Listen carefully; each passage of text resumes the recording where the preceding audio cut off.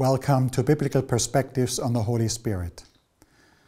Today we will learn about the Holy Spirit and the fruit of the Spirit. The topic we study this week is a subject that applies to all Christians. Here we deal, I believe, with the very heart of practical Christian life. The fruit of the Spirit is the true essence and real characteristic of every Christian.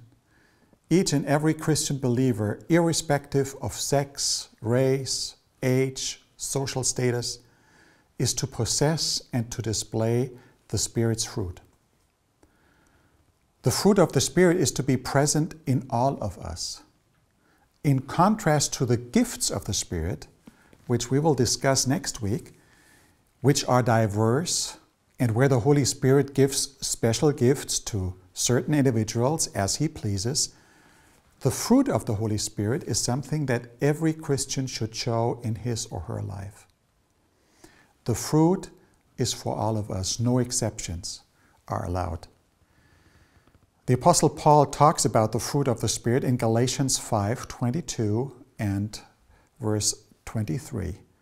And let's read that passage.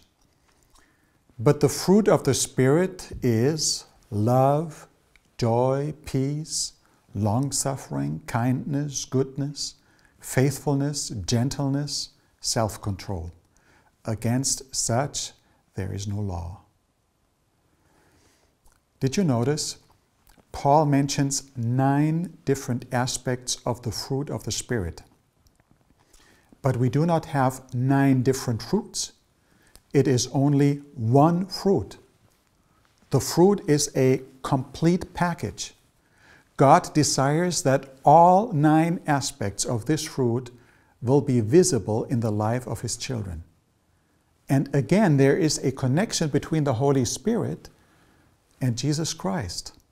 All virtues, all aspects of the fruit of the Spirit are visible in Jesus Christ, and we're present in His person. Love, joy, peace, long-suffering, kindness, goodness, faithfulness, gentleness, self-control. We could say the fruit of the Spirit is Christ-likeness. Jesus' character becomes visible in us, and that is made possible through the work of the Holy Spirit.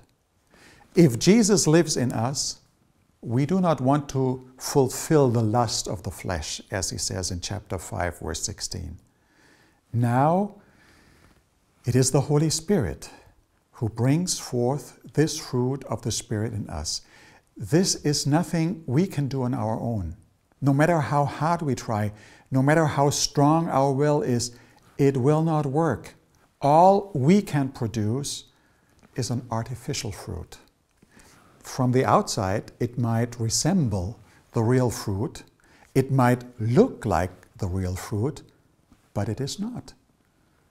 And if you get closer and close enough, you will quickly notice that it does not have the same aroma, the same smell. It does not taste like the real thing. Only if we stay connected with Jesus, as the branches are connected to the living vine, can we bring forth the fruit of the Spirit. Now, love is the first aspect of this fruit. Apparently, it is the most important part. Love is the foundation and source of all the other aspects. And without love, all the other aspects of the fruit would be worthless. Then we find joy. And it is joy that originates in God and is joyful about the salvation we have found in Jesus. Peace follows joy.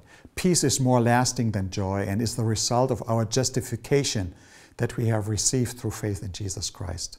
This leads to patience. The Holy Spirit helps us to patiently wait for Christ's return and to be patient with each other. And then there is kindness. Kindness is characteristic of God Himself and His dealing with us. Perhaps nothing discredits our Christian testimony and ministry more than unkindness. It does not cost any money to be kind, but it can open the door to hearts that otherwise would be closed. Goodness is love in action, and faithfulness includes trustworthiness and reliability. And finally, there is gentleness and self-control. If the fruit of the Spirit were present in our lives, this world would be a better place, and the unity of the church would be better visible and attractive. May we be gentle people who give room to the Holy Spirit in our hearts. This is my prayer.